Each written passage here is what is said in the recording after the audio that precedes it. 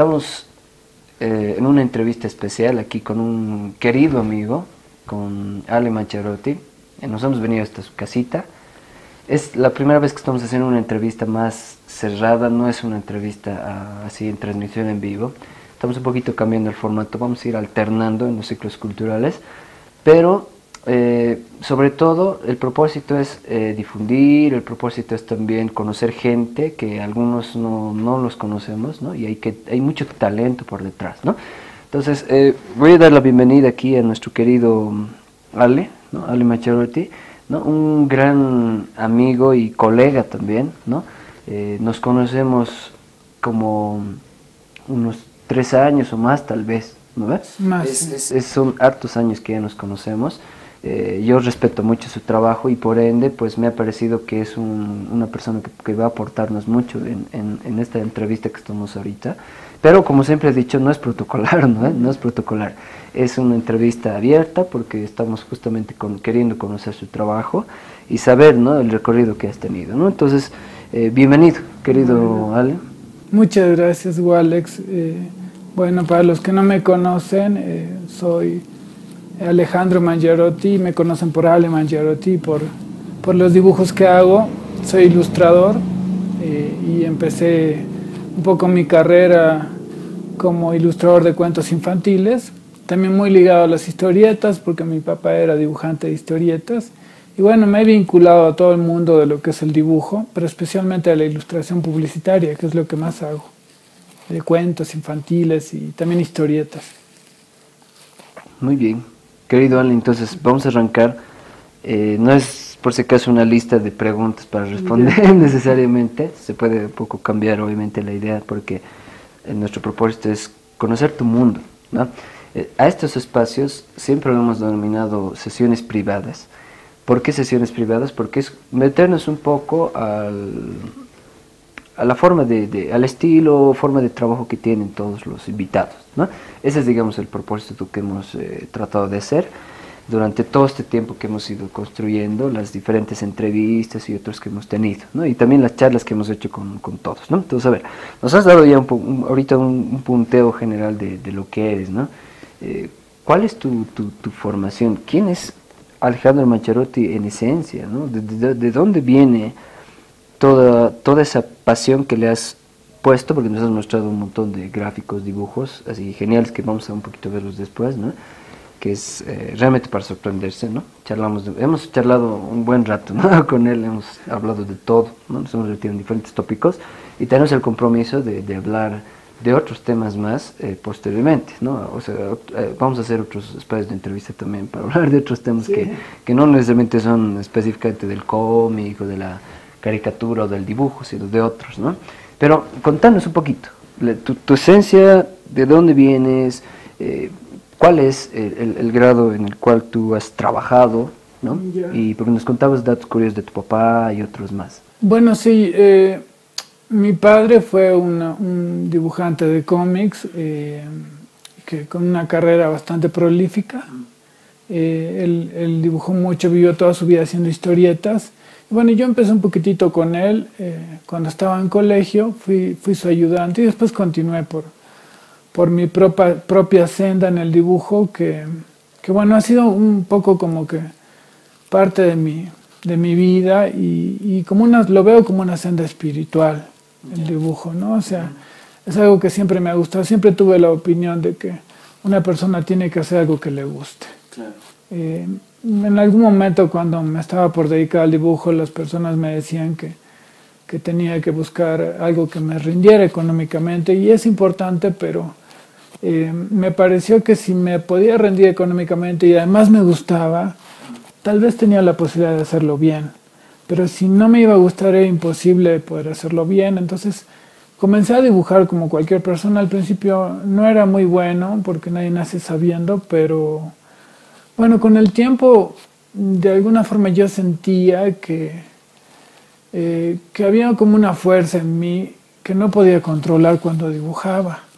Entonces me acuerdo que una persona me dijo que tenía que aprender un poco la base porque ese impulso después necesitaba unos carriles para moverse. Y la verdad que me costó porque siempre fui como que muy intuitivo, ¿no? Y no me gustaba mucho razonar con respecto al dibujo, simplemente quería manifestarlo y me parecía que eso era lo más importante.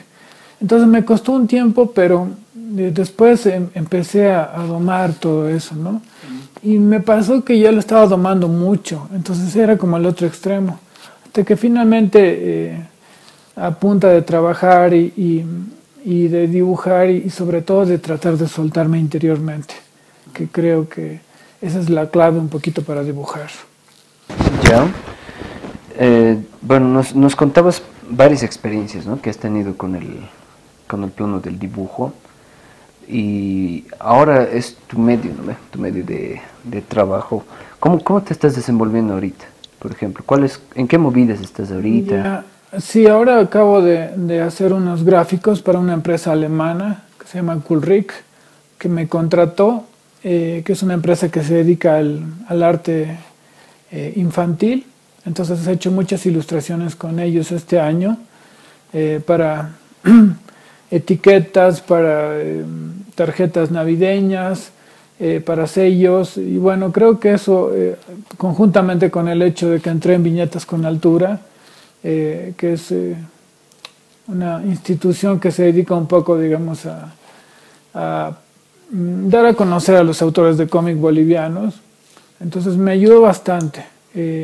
Y básicamente estoy centrado en eso, pero también estoy con proyectos nuevos, ¿no? Estoy haciendo una tapa de un libro de ilustraciones infantiles y también estoy en proyectos con amigos ilustradores, de hecho con uno que se llama Jesser King Kerrigan, bueno, ese es su seudónimo, pero estamos queriendo lanzar como combinando fuerzas, porque él tiene un personaje que se llama Hela, que es una chica, y yo tengo varios personajes que están muy sintetizados en estilos casi de ilustración infantil. Entonces estamos queriendo combinarlos para hacer cosas futuras y también cómics, que pienso publicar un cómic que vengo haciendo hace tiempo. Ya. Bien, es justamente lo que vamos a hablar también, ¿no ve? Los personajes que se ha estado creando, ¿no ve? Dime, anonimato. Anonimato en muchos casos es una palabra que muchos en nuestro contexto tienen.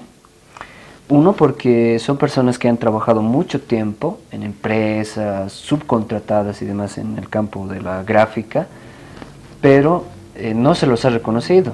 Eso charlamos con alguien, ¿no? Justamente, ¿cuánto tiempo has estado trabajando así, digamos, entre comillas, en el anonimato? Porque hay muchos que viven a menudo esto, ¿no? ¿Cómo ha sido tu plano de trabajo así, anónimo, digámosle así? Bueno, trabajaba intensamente, pero había mucha gente que no me conocía.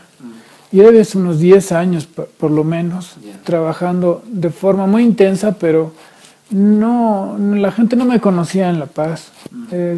No me conocían, no estaba mucho en el círculo de las historietas, a pesar de que estaba vinculado desde hacía mucho tiempo, pero la gente no me conocía tanto. Fue un poco a raíz de mi entrada a Viñetas con Altura que todo esto después estalló, digamos, y mucha gente dentro de la ilustración, de las historietas y gente independiente me empezó a conocer, y obviamente a través de las redes sociales. También. Es digamos, como que el punto de explosión, digamos, ¿no? Sí. Ahora, obviamente, con los proyectos que estás haciendo, como que ya de a poquito también te están conociendo, ¿no? Dime, ver, ¿qué influencia has tenido con respecto a tu trabajo? Porque hemos visto, y de hecho vamos a mostrar un poquito tu trabajo, pero ¿qué influencias tú has tenido, por ejemplo, durante todo tu proceso profesional, ¿no? Ya, bueno, cuando era niño me gustaban mucho las pinturas de Van Gogh, ¿no? Y también me gustaba mucho todo lo japonés. Cuando fui niño, siempre mi papá tenía un montón de libros y yo lo que hacía era hojearlos y verlos, y esa fue como mi primera influencia, pero también las historietas, porque mi papá era un dibujante de historietas, entonces, qué sé yo, personajes que recuerde eran de los cómics argentinos de los años 70, 60, que veía en su biblioteca, que fueron los primeros que vi. Recuerdo uno de los cómics que más me gustaron y todavía conservo, es Mark, un personaje de Robin Hood, guiones de Robin Hood y dibujos de Carlos Villagrán, que trabajaba en la misma editorial que mi papá, Mark o Morgan, que era de dibujante Mandrafina, y también guiones de Robin Hood, que me gustaban mucho, también las historietas que mi papá hacía de artes marciales, y no me había influenciado técnicamente, pero sí como producto. Luego de eso, ya cuando empecé a dedicarme al dibujo, creo que todos los dibujantes son como la amalgama de muchos autores, no se puede hablar de uno solo, pero sí creo que un dibujante que siempre me gustó desde que fui adolescente fue Hugo Pratt, un dibujante italiano al que siempre he admirado justamente por esa intensidad y porque hacía algo que no era tan convencional. Y otros dibujantes como Roy Crane, que es norteamericano, especialmente ese tipo de dibujantes, ¿no? Que me han gustado mucho durante mucho tiempo. No sé, hay tantos nombres que quisiera dar, pero que en este momento no me vienen a la mente, pero sí autores como Alex Raymond o Harold Foster, del Príncipe Valiente, los clásicos un poco de las historietas, que eran los que más me gustaban, especialmente de Argentina, de Estados Unidos y de Europa un poco. Y también los dibujos del anime, que nunca hice anime en mi vida, creo que es como algo pendiente que tengo, pero sí me acuerdo de los animes, de los dibujos animados de, qué sé yo, de Robotech, de Mazinger, todo ese mundo que me encantaba. Son influencias, ¿no? Sí, como tal, ¿no? Sí, sí. Bien, ahora dime, justamente hablando de eso, estábamos charlando también, ¿no? Hace un momento, así, antes de hacer la entrevista, charlamos de que hay una ola de gente que ahorita están, o sea, se dejan llevar mucho por el tema de la técnica que se está usando. Hay mucha gente que está metida en el hiperrealismo y otros.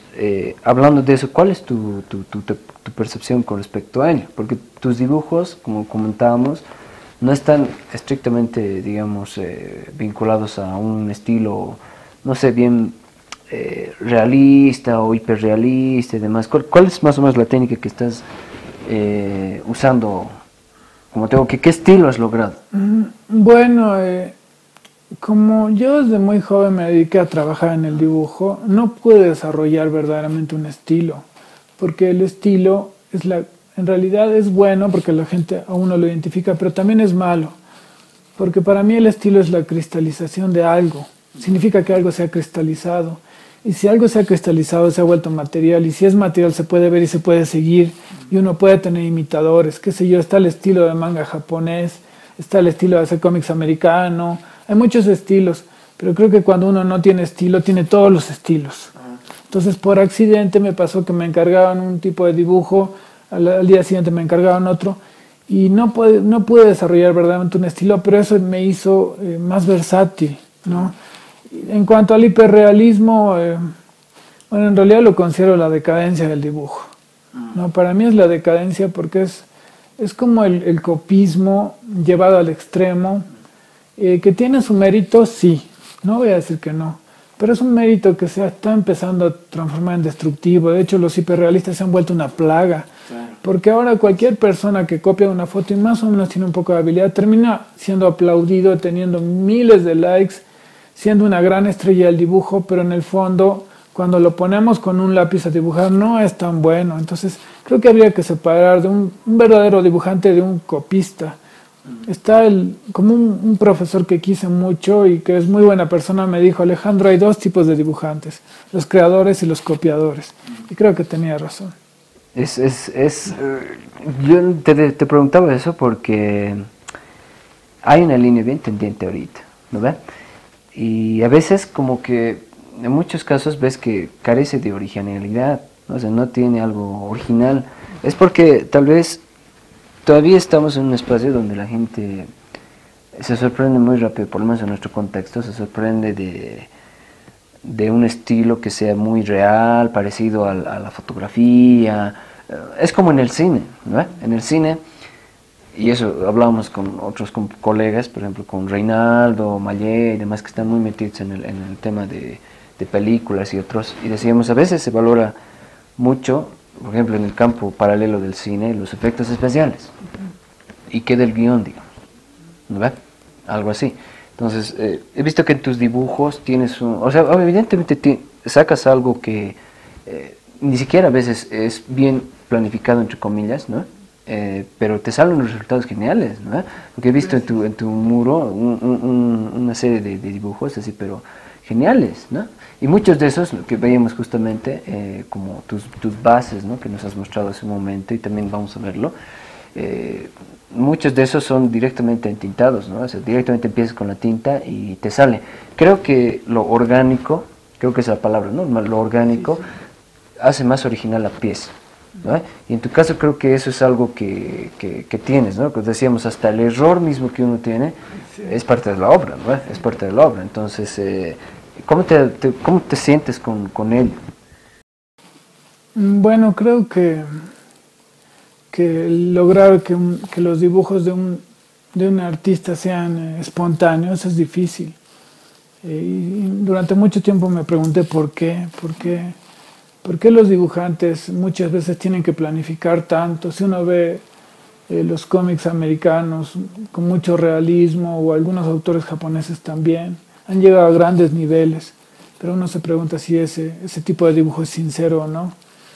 Creo que a veces se necesita valor para no controlar, es decir, para confiar en lo que va a salir, ¿no? Entonces, ¿cuánto valor tenemos? Porque generalmente viene el miedo a que salga mal.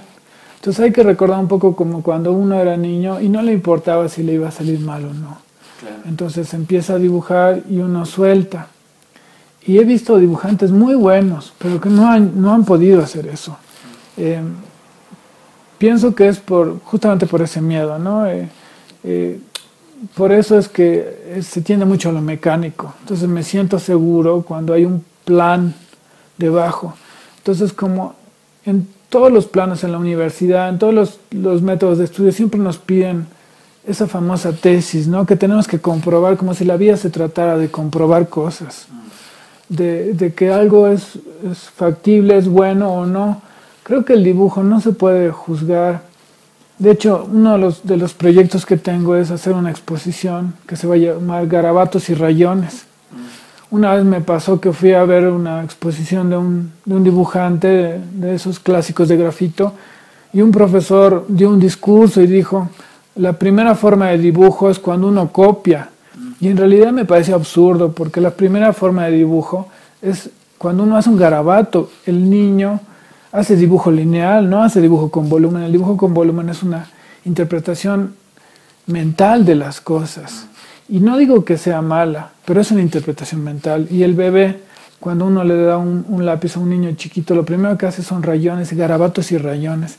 Y creo que ese es el inicio del dibujo, cuando la mente no interviene tanto. Pero como en la humanidad actual la mayor parte de las personas funcionan con ese chip, entonces consideran que eso es bueno y lo otro tal vez no tiene tanta cabida y se ha vuelto como un arte mecánico.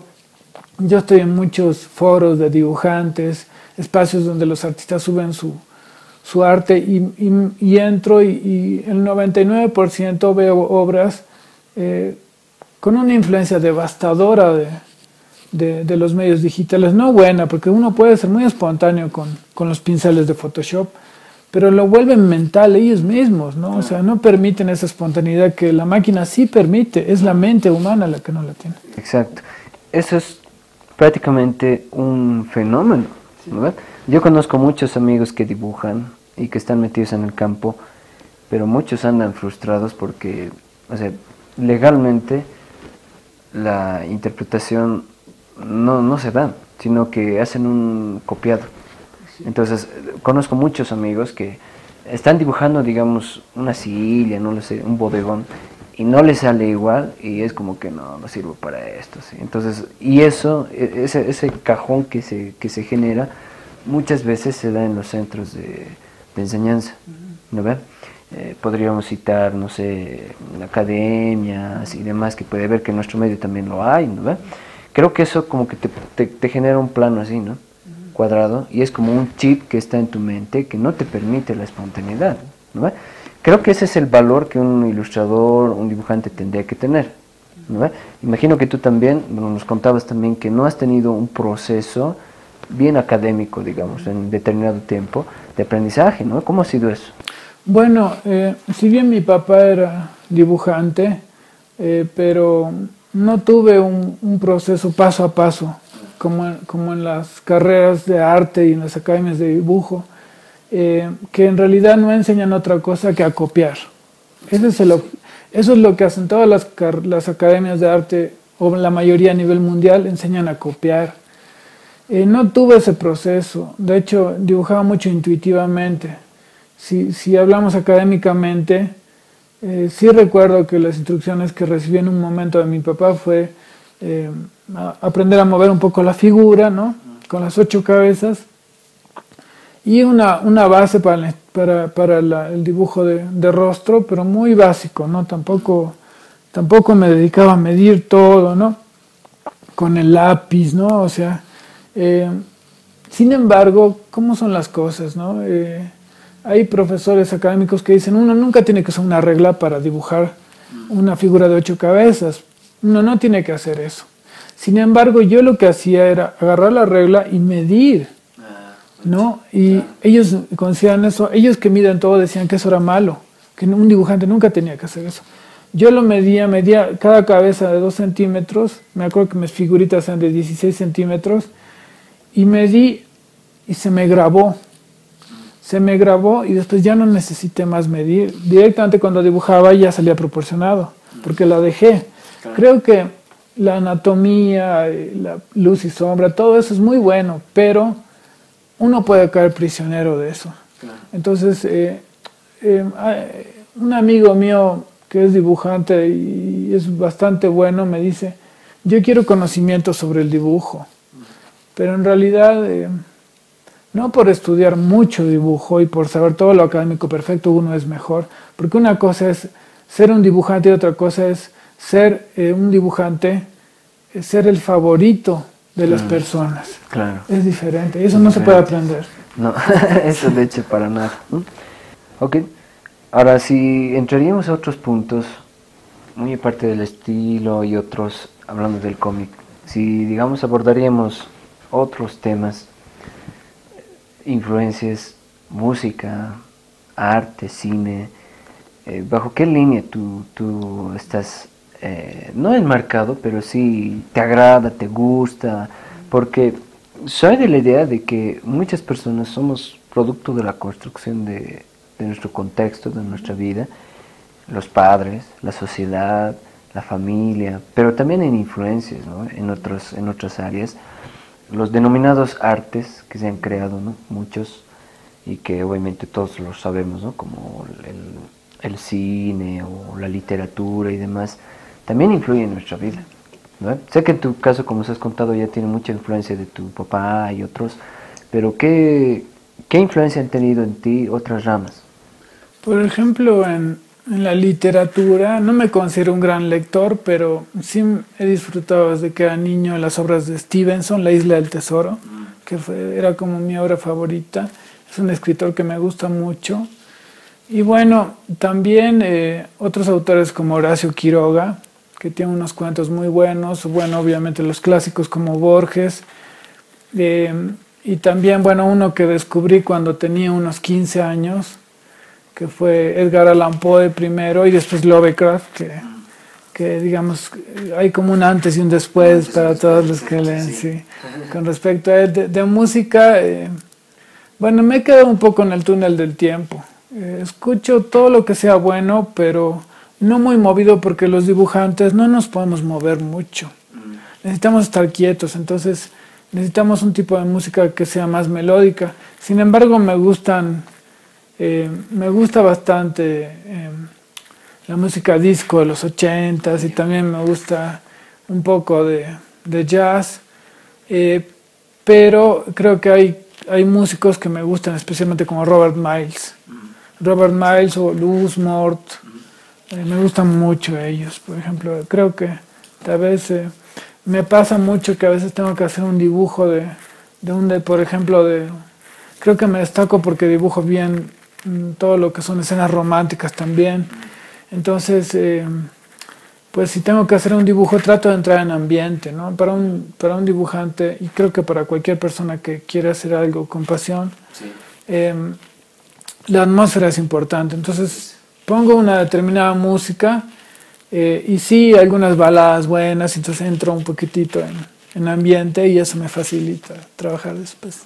O sea, que tú piensas más o menos, bueno, no en realidad más o menos, sino en realidad crees que la música influye mucho Sí, en el proceso de trabajo, porque así en el campo, por ejemplo, del diseño y en otros que también es, o sea, eso me olvidaba mencionar, también él ha estado también en el campo del diseño y ahorita está también en el campo del diseño porque, bueno, es una realidad que muchos ilustradores, dibujantes se han metido al campo porque, bueno, no por medios y oportunidades, sino porque en realidad es parte también de algo que han descubierto, y les ha gustado, ¿no? El campo del diseño y otros, ¿no? Entonces, y nos preguntamos alguna vez, ¿no? Con algunos amigos, ¿qué tanto influye en el proceso de trabajo la música? Entonces, tú por ejemplo, te me dices que es esencial, ¿no? Es esencial. Si estás, o sea, dependiendo del gráfico, del dibujo que estés haciendo, ¿pones alguna música en particular? Sí, bueno, pasa que a veces lo que yo he hecho mucho es, digamos, hacer postales Ya. dibujadas, pero, por ejemplo, una vez una persona para la que trabajé me dijo, quiero que me hagas una postal dibujada y en realidad de diseño gráfico no había mucho, pero había algo, ¿no? O sea, tenía que ponerle el texto, que no era mucho, pero lo principal era el dibujo, porque eso es lo que yo le había propuesto y las personas empezaron a acostumbrarse y ya no querían fotos, querían un dibujo. Entonces me acuerdo que ya les empezaba a pedir música de acuerdo al producto. Entonces me mandaban la música y hubo un tema que era muy difícil, me acuerdo, donde tenía que hablar sobre, era muy difícil para mí porque tenía que hablar sobre el espíritu de lo femenino de las cosas. Entonces no sabía bien cómo hacer. Entonces ahí me acordé, ¿no? Que yo me había criado con mis hermanas y cómo es la mentalidad femenina y todo. Entonces le pedí música, me mandó música y traté de dibujar el sonido, porque no tenía ninguna imagen, era como algo abstracto. Entonces empecé a hacer formas y empecé a dibujar el sonido y me di cuenta que el sonido se podía dibujar. Entonces, y de esa forma me salió algo suelto, así con una energía suave y bueno, me di cuenta que el sonido se podía dibujar. O sea que de alguna manera la sensibilidad que tenemos, o sea, los sentidos se conectan, ¿no? O sea, por ejemplo, yo igual decía la idea de que practicar el hecho de que tus sentidos estén tal vez más sensibles influye, ¿no? O sea, la sensibilidad, no podemos hablar de la sensibilidad en un campo nada más, somos un todo, ¿no? Entonces, y bien desafiante lo que me dices, ¿no? Te digamos, tomar la música y traducirla visualmente debe ser un proceso así que no cualquiera lo hace, ¿no? Porque conlleva, es como en las películas tienen que trasladar el guión, la historia y la imagen a lo sonoro. Entonces es como que, ves, ¿no? Que hay ciertas películas que tienen una banda sonora así, pero riquísima, ¿no? Y que no solamente te hace recuerdo a la película, sino que en esencia escuchas y sientes, ¿no? Sientes lo mismo, ¿no? Es una traducción, ¿no? Entonces, interesante porque muchos, por ejemplo, no lo saben, ¿no? Y de hecho, eso me trasladaría a otro punto que quería también un poco pedir tu opinión. ¿Cómo ves el tema del balance musical actual? ¿Cómo ves ahora? Sí, no soy un buen juez de música, pero sí, Alex, lo que te puedo decir es que Beethoven dijo de todas las artes, la más profunda es la música.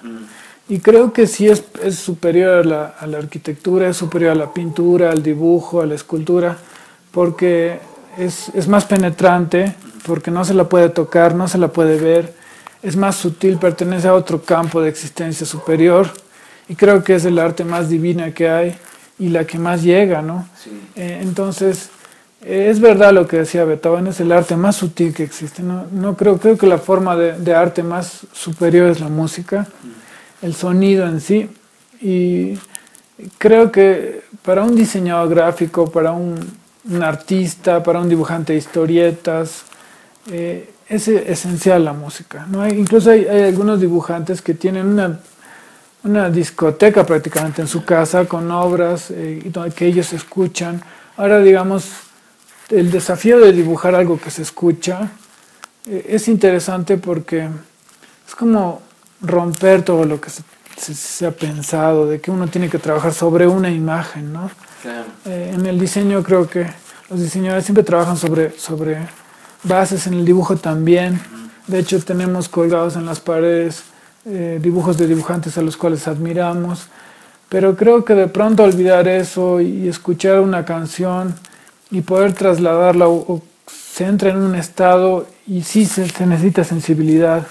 Lamentablemente hoy en día, y no es mi opinión, sino es la opinión de millones de personas, yo creo, se ha bastardeado mucho la música en todos sus aspectos y de pasar a ser algo curativo para el hombre se ha transformado en una enfermedad, porque cuando uno está en su medio, de pronto empiezan a tocar reggaetón o algo por el estilo y francamente perturban mentalmente a las personas, ¿no? Entonces ese es el problema. Y creo que, no, como dices, no es solamente el comentario de uno, ¿no? Sino es un comentario así bien colectivo, porque, bueno, obviamente es un tema bueno, que habría que hablar también con personas que están en el ámbito, ¿no? En el ámbito musical. A veces se tiene música muy básica, ¿no? O sea, la composición misma, o sea, musicalmente hablando, no hay una construcción muy profunda en muchos casos, ¿no? Bueno, te decía como comentario y opinión también, porque de hecho es uno de los tópicos también interesantes que siempre me gusta tocar, porque hay siempre posturas y demás de muchas personas, ¿no? Ahora dime, si digamos, porque ahorita en nuestro contexto es una realidad que hay muchas personas que se dedican al cómic o están queriéndose dedicar al cómic y demás. ¿Cuál es tu parámetro para poder calificar un cómic o una de estas áreas tal vez vinculadas a la ilustración? Así, si yo te pondría de jurado, digamos, para calificar una serie de trabajos de personas que están queriendo comenzar, ¿cuáles son tus parámetros según tú, además con tu experiencia, porque tienes bastante experiencia en esto? Bueno, de hecho hace un tiempo fui jurado en un concurso de cómics, ¿no? Y me tocó esa experiencia que es muy linda. Es difícil hablar de eso porque hay muchas discusiones al respecto, porque el concepto de lo que es una historieta se ha vuelto muy amplio. Entonces, qué sé yo, hay gente que opina que si ponemos dos palitos con dos globos podemos hacer una historieta, y sí es verdad. Claro.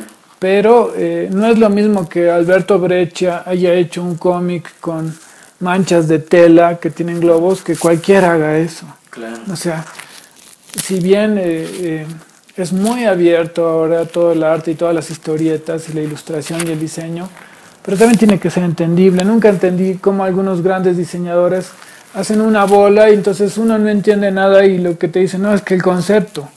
Y a veces francamente no entiendo los conceptos de las personas, claro. No los entiendo bien. Tal vez algunas cosas son muy avanzadas, pero no tenemos que olvidar que tanto en el diseño como en las historietas estamos yendo a la gran masa. Tampoco lo hacemos para un público privilegiado completamente, ni para entendidos, ¿no? Sí, exacto. No es, las historietas siempre han sido, y el dibujo ha sido algo muy masivo. De hecho, en realidad el dibujo que cada artista hace es como su aporte a la humanidad. De nada sirve tener un montón de dibujos buenos si uno no los va a mostrar. Claro. Es un poco una forma de expresar un cariño hacia los demás. Y creo que a veces suele ser de esa forma, ¿no? Claro, o sea que, porque en muchos casos, a veces hay parámetros en los cuales uno está siendo, digamos, parte de un jurado y demás, ¿no? Así para poder calificar, y a veces hay criterios que son, como dices, muy ásperos, porque puede ser subjetivo, puedes volar una cosa y otros.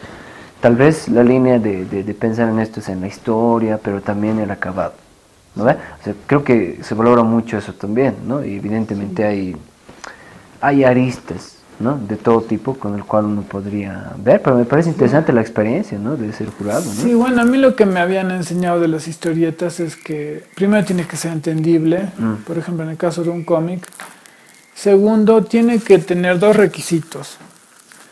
que el dibujo no tiene que ser perfecto, pero tiene que estar bien construido, digamos, ¿no? Con el mínimo indispensable. Y sobre todo en las historietas lo que más importa es el argumento. Claro. No, el argumento es por eso hay tan pocos escritores y tantos dibujantes. Sí. No hay poquísimos escritores.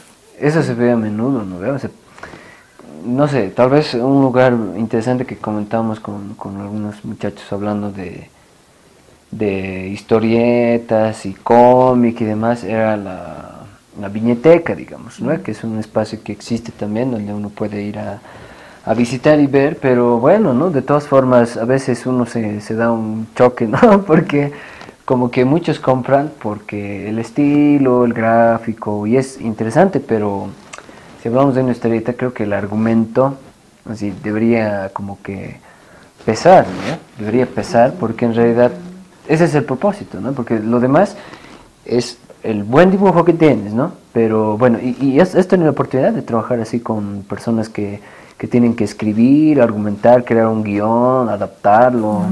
Por lo general casi siempre he trabajado solo, porque como te digo, lo que sobran no son los escritores.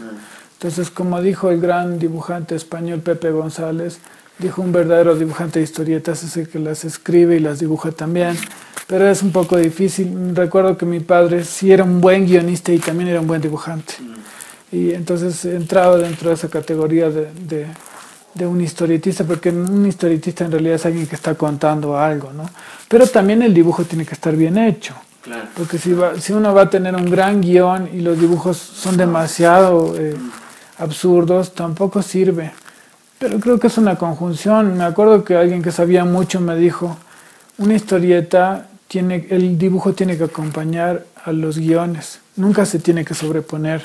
Pero creo que el hecho de eso de que se sobreponga es mucho del cómic americano, donde el dibujo tiene tanta importancia que opaca creo que el manga japonés sí en eso le saca ventaja, porque hay muchos mangas que si bien están bien dibujados y espectacularmente dibujados, pero siempre acompaña la historia. Creo que el caso más grandioso de manga es de Akira, de Otomo, donde el dibujo es genial y el argumento también. Entonces, ese es un ejemplo perfecto. Claro, una conjunción, ¿no? Porque si no es como que algo normal, ¿no? Algo normal, ¿no? Bueno, entonces, como esto es abrir tu espacio, ¿no? Para poder un poco difundirte, también conocerte, porque ese es, digamos, el propósito también de los ciclos culturales. Queremos ver un poquito de tu trabajo, ¿no? Entonces, vamos a cambiar de escenario, ¿no? Para que nos muestres, nos vamos a mostrar unas maravillas increíbles, así unos dibujos así inmortales, pero que tiene nuevamente un proceso que sería bonito que nos cuentes, ¿no? Porque yo pienso que cada espacio, cada, no sé, o lugar, ¿no? Donde tú has trabajado, ¿no? No sé, con diferentes empresas o cómics que has hecho recientes o ilustraciones, tienen una historia detrás, ¿no? Ya nos has contado que la música puede inspirarte, el momento inclusive mismo, ¿no? Con el cual estás pasando, no es lo mismo trabajar bajo presión, ¿no? Que hacerlo como algo que estás creando tú, ¿no? Y que de repente algún momento lo muestres o lo pases de repente para, no sé, para alguna publicación u otro, ¿no? Entonces vamos a cambiar un poquito de escenario en ello, el ambiente mismo, y vamos a ver un poco tu trabajo, porque es genial siempre descubrir, a ver, queremos ver el espacio de trabajo que tienen, ¿no? Cuáles son los lugares donde él trabaja.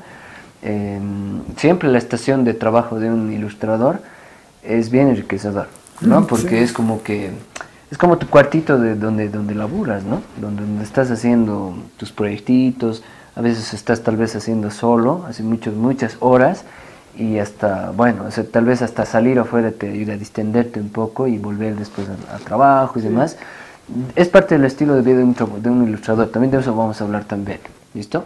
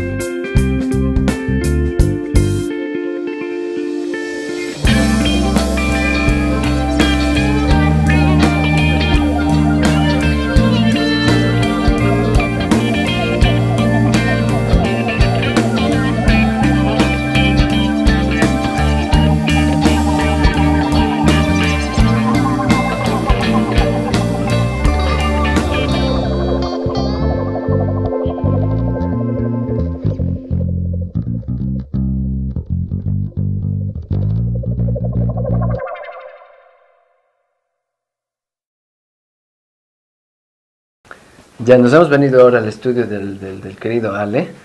Nos ha mostrado unas cosas bien bonitas, ¿no? Entonces nos va a explicar un poquito, pero lo genial también es esto, ¿no? Lo que nos estabas contando hace ratito, ¿no? Sí, sí, o sea, digamos que es como que es el día a día de un ilustrador, de un dibujante, ¿no? Donde en realidad lo que me encanta son este tipo de cosas, ¿no? Los trapos sucios, que generalmente los pintores tienen mucho de estas cosas, pero a mí me encantan, son mis favoritas, ¿no? Aquí es donde limpio las acuarelas, las tintas y todas las cosas, porque muchos dibujantes, pues es lo mismo de siempre, ¿no? Restos de lápiz, la goma sucia, los estiletes. Bueno, yo agarro mucho para trabajar con tinta, tapas, vasos, lo que fuese. Y tengo dibujos pegados en las paredes, aunque en realidad lo que hago no es lo correcto. Yo debería tener dibujos de grandes dibujantes, no tanto los míos. Pero bueno, aquí tengo algunos dibujitos que hago. Algunos han salido en... Ese, por ejemplo, nos estabas contando, ¿no? De este que tiene las lineecitas azulitas y demás, ¿no? Sí, eso lo hago porque como eran dibujos que yo envío a Europa, los trabajo en lápiz azul, los hago en lápiz azul para que cuando los limpie en computadora, son más fáciles de limpiar que Claro. si lo hiciera con lápiz negro. Entonces, digamos que estos los hice en tinta china y me gustaban porque era un poco lo que me habían pedido, que eran cosas muy dulces. Y hay una cosa que siempre me ha gustado, me gusta más cuando se ve el lápiz que cuando solo está la tinta, porque considero que es más libre, ¿no? Y entonces ese tipo de cosas son las que siempre me han gustado. Aquí generalmente trabajo, pero también lo tengo separado como en un sector donde están mis cosas para pintar, ¿no? En realidad pongo dibujos en las paredes para darme un poco de ánimo.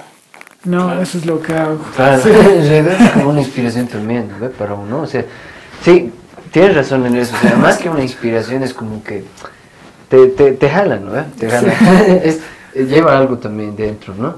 En todo este espacio que nos muestras, que es así como que el espacio real, ¿no? De un ilustrador, nos decías hace rato, el valor de lo viejo, ¿no?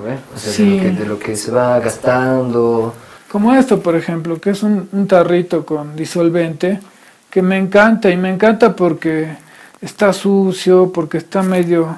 Tiene el paso del tiempo registrado, y me encanta la botella, y creo que ya no llegan de estos, no sé, ahora son más modernos y son plásticos. Este era de vidrio, entonces ese tipo de cosas como las paletas muy usadas, creo que aquí está verdaderamente la ilustración, claro. No tanto en los dibujos. Claro, en realidad porque esto es lo que se ha marcado, ¿no? Sí. Es lo que queda, y lo que te decía hace rato, ¿no? O sea, imagínate que hay grandes ilustradores, dibujantes y otros que, o sea, se han vuelto famosos, no porque necesariamente nos hayan difundido y demás, sino porque también tiene su valor, ¿no? No solo para la persona. Ahora, imagínate que de repente ves un trapo viejo de algún pintor famoso de Europa y dicen, este trapo pertenecía a no sé quién, ¿no? Y de repente tiene su gran valor, ¿no? Que estás viendo que se está subastando en millones, ¿no?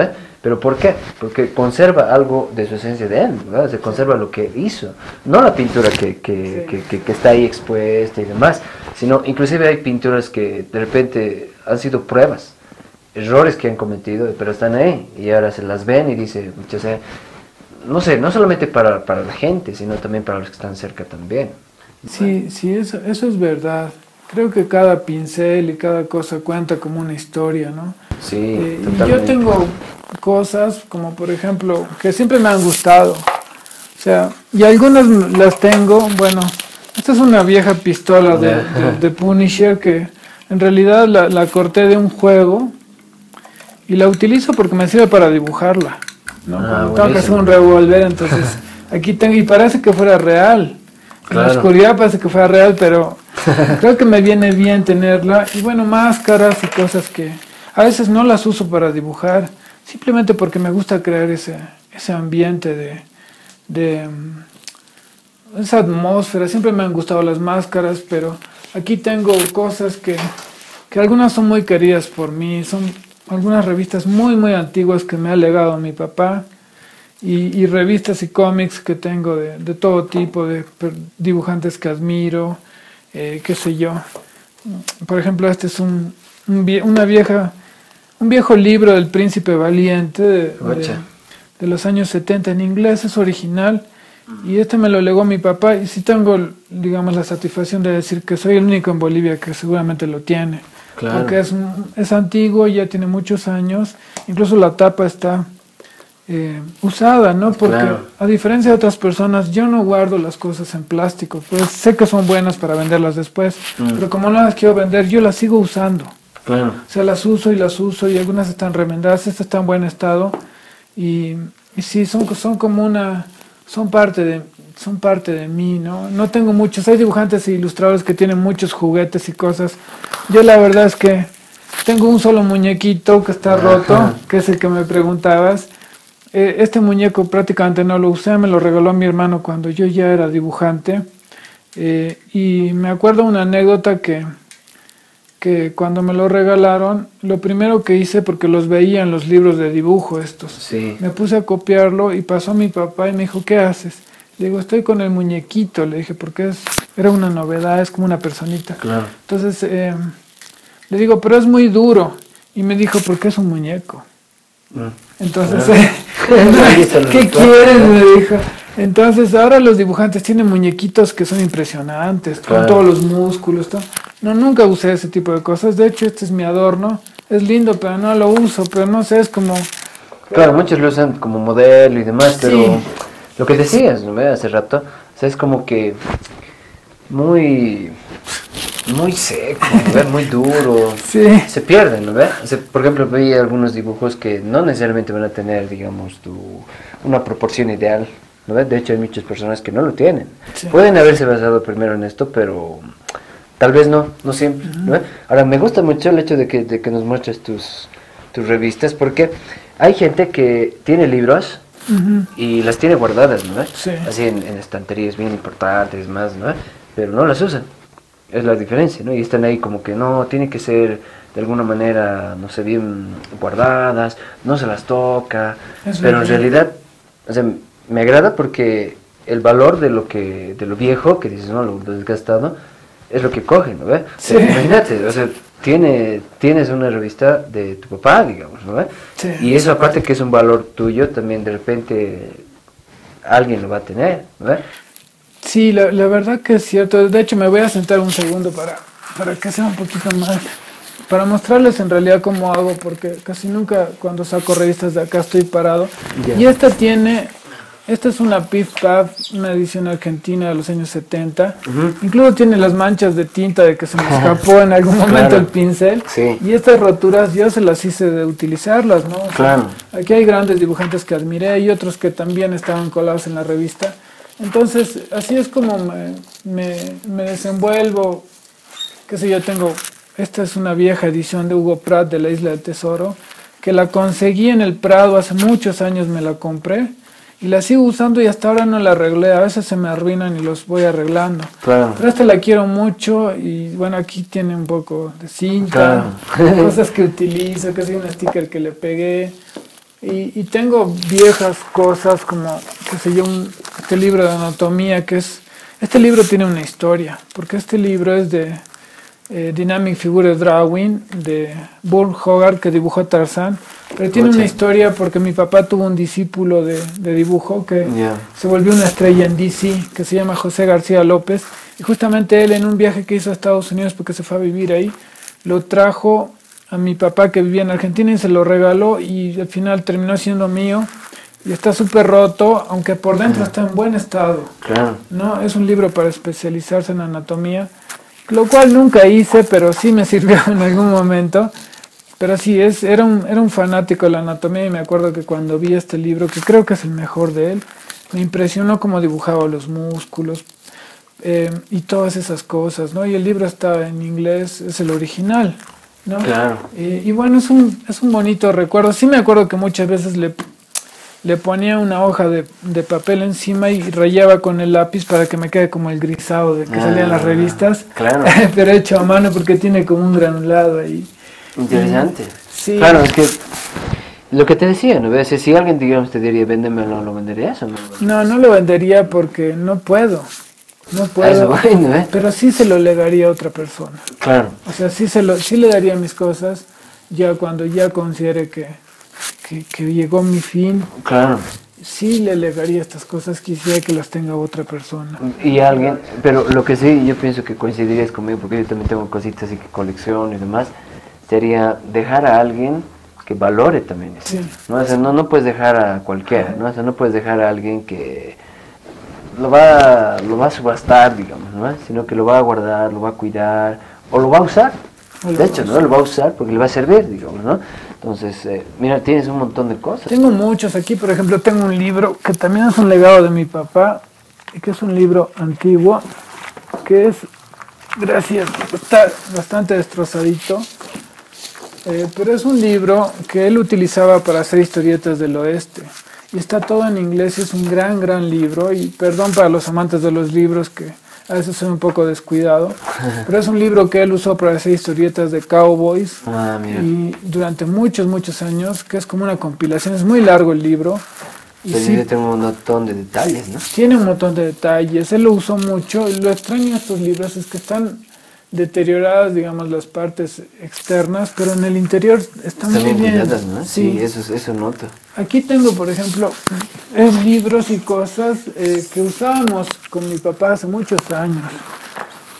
No, como no teníamos archivo, utilizábamos esos pequeños libritos de donde sacábamos... Aviones, ¿no? Sí, exacto. Exacto, mira. Aviones y cosas por el estilo, que en esa época las historietas se hacían un poco así, ¿no? Y con el tiempo fui coleccionando aquí. Bueno, tengo un amigo ilustrador que le vengo prometiendo hace tiempo de mostrarle este libro, que es una recopilación de ilustraciones de un gran artista argentino, José Luis Salinas, que salían en la revista Petete, y por pucha. casualidad alguien lo hizo imprimir, Es un compilado, ¿no? sí, es un compilado porque salían en ediciones así. Lo Puta, hizo, qué bueno. Claro, pues. O sea, la revista Bueno, Petete tenía, exacto, sí. tenía este tipo de ilustraciones y venían, pues, ¿no? Como sí, tal. sí, Pucha, ¿esto dónde viste del Petete? A ver, he visto, por ejemplo, en la 16 de julio algunos fascículos así antiguos. Tú sabes que en la 16 de julio Sí. encuentras, ¿no? Pero así un compilado, primera vez que veo. ¿ya? sí, El está, libro gordo de Petete. sí, está Qué deteriorado, pero le prometo que se lo Qué voy a bueno. mostrar. Sí, de hecho, algún ejemplar de esto yo encontré en el mercado Lanza todavía, ¿no? Ah, de mira. donde, qué sé yo, alguna vez fui y me elegían algunos cómics que cada vez son más escasos, ¿no? Las Sí, ahí dice, historietas el libro gordo de Petete. Qué bueno, ¿no? son cada vez más escasas. Qué buenísimo tener esto. Aquí tengo algunas revistas que realmente son muy, muy antiguas. En estas se inició mi papá cuando era ilustrador, que estas las expuse en viñetas con la altura del año pasado, pero eran cómics de guerra que se hacían en los años 60. 60, ¿no? No, estas son historietas de guerra donde él un poco se inició, que eran muy antiguas de guerra. ¿No? Y este es uno de mis tesoros también, que es una vieja edición de los años 70, es como un compilado de algunos de los artistas más grandes que han producido las historietas, con estilos espectaculares, ¿no? Que creo que soy el único en Bolivia que tiene esta edición y realmente la usé mucho, por eso está un poco deteriorada. Y un amigo me dice, deberíamos escanearla porque se está poniendo el papel amarillo. Claro. Lo que pasa es que el papel originalmente es de este color, originalmente, y tiene un proceso en el cual se vuelve blanco. Entonces, por el tiempo, por el espacio, por la poca oxigenación y demás, va perdiendo el blanco y va volviendo a su estado inicial, que es amarillo. Entonces se está volviendo a su estado original, ¿no? Pero sería genial, ¿no? Sí. O sea, no tanto porque uno, no sé, lo tenga ahí capturado en digital y demás solamente, sino porque también va gastándose, ¿no?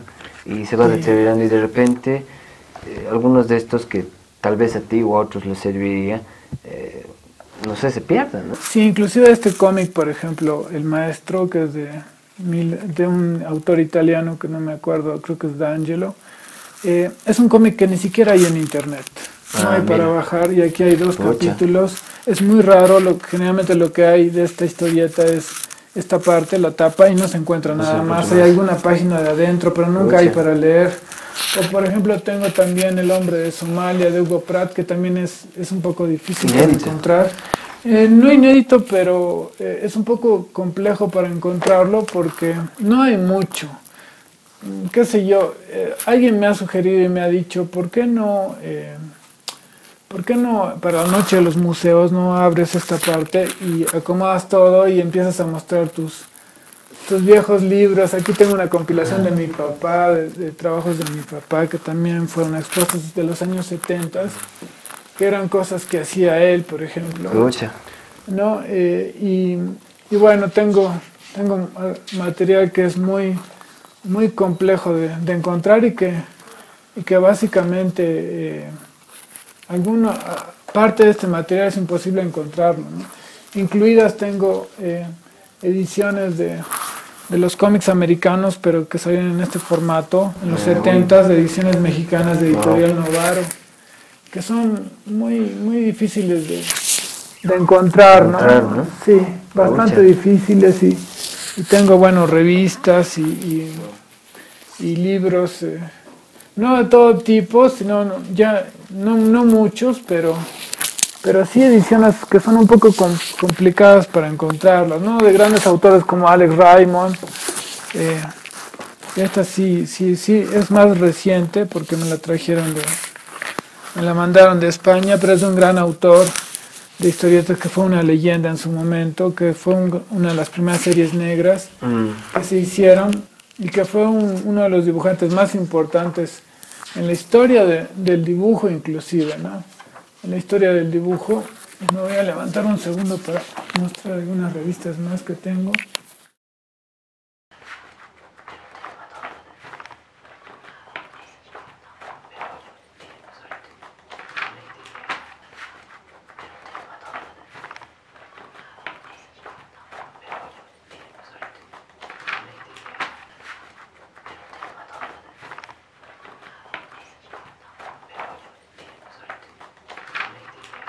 Bueno, esta es una historieta de Batman original, en edición norteamericana de los años 70.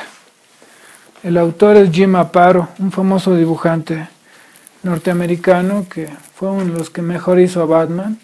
Un Batman que hoy en día es un poco clásico, pero que era muy bueno. Y la verdad que es muy difícil de conseguir ese cómic, ¿no? Único, ¿no? Sí. Pucha. Sí, es muy bueno. Él fue un dibujante muy importante de Batman, que murió hace unos años, pero nos dejó esta historieta que yo la guardo con cariño. Tienes mucho material así, de hecho, Sí. ¿no? Aquí también nos mostrabas esta, ¿no? Sí, esa es la Isla del Tesoro de Hamilton Green, un dibujante que era norteamericano, pero que no llegó a ser muy famoso, porque en Estados Unidos en esa época había muchos dibujantes. Y bueno, pero yo la guardo con cariño porque es la mejor Isla del Tesoro que he visto hasta ahora, porque la han hecho muchos, pero ninguno como él.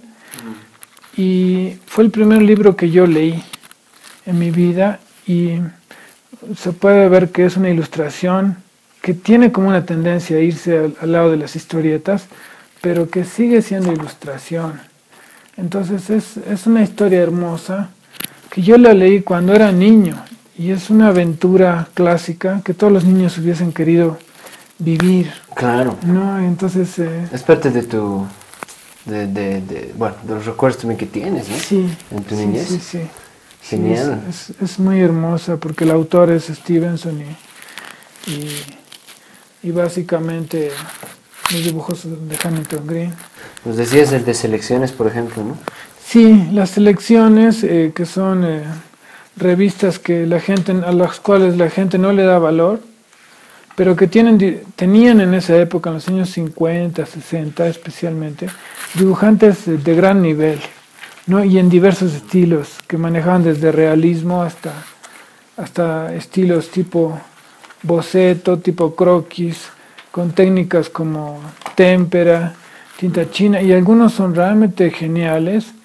Y la verdad yo recomiendo a la gente que hace ilustración, que hace dibujo, ver un poco las selecciones antiguas, que creo que están muy baratas, y tienen dibujantes muy, muy buenos, y sería una pena no aprovecharlo. Claro, esto al menos hay, ¿no? Hay, por ejemplo, Hay. en lugares en el Mercado Lance, a veces encuentras hasta en la misma 16 de julio arriba, ¿no? Sí, Que hay. son lugares donde a veces están ahí botados y Sí. los están vendiendo a $1, ¿no? A $2 Sí. a veces, ¿no? Súper, entonces tienes, mira, mucho material, tienes harto material de hecho, ¿no? Sería bonito si en algún momento podríamos tal vez hacer una, no documentación, pero sí nos podrías tal vez mostrar un poco más, ¿no? Sobre el espacio. Y también, como te han sugerido, sería genial pues mostrarlo en una noche de museos, no sé, ¿no? Porque hay creo aquí un valor bien grande, ¿no? Que tal vez para muchos no, tal vez no valdría mucho, entre comillas, pero realmente vemos que tienes mucho material también, en la cual creo que te ha servido para inspirarte, también porque admiras y también tiene un valor grande. Sí, especialmente dibujantes antiguos y de revistas que ya no se pueden conseguir hoy en día, que creo que los ilustradores y los diseñadores serían los que más apreciarían Claro. poder ver estas antigüedades también, ¿no? De las historietas, de la ilustración que tengo y que no me molestaría para nada un poco como que abrir esto para que otras Claro, personas sería también lo vean. así genial. Yo creo que a muchos les encantaría ver porque, como dices, hay muchas cosas que son así bien únicas que solamente aquí nuestro querido Al lo tiene, ¿no? Y que sería genial compartirlas, verlas, no sé, ¿no? Curiosearle, porque hay mucha gente que también le gusta el tema de cómics y revistas y demás también. Sería genial, ¿no? Sí, encantado, de hecho. Espero poder hacerlo en el futuro. Claro, ¿no? De hecho, eso. Entonces, ya casi ya para terminar, vamos a ya cerrar, ¿no? El espacio, la entrevista. Estamos pero con la idea y el compromiso que todavía vamos a, tenemos que hacer una segunda parte, ¿no? Y Ya, tenemos que hacer claro, también, claro. no solamente esto, sino de hablar del trasfondo que puede haber en muchos cómics que estamos hablando, ¿no? Y hay otras líneas así temáticas geniales que podríamos también conversar, ¿no? Que, bueno, está el espacio ahí abierto. Entonces, esperemos que tal vez, no sé, de repente puedas venir algún rato a darnos alguna charlita de repente a los ciclos culturales, pero también está el compromiso de venir a visitarte de nuevo, ¿no? Claro Porque que ahí, sí. o sea, hemos visto las maravillas, así, los gráficos, la documentación que tienes y también lo que conoces, porque eso es justamente el propósito también, ¿no? Es sacar lo que uno tiene, ¿no?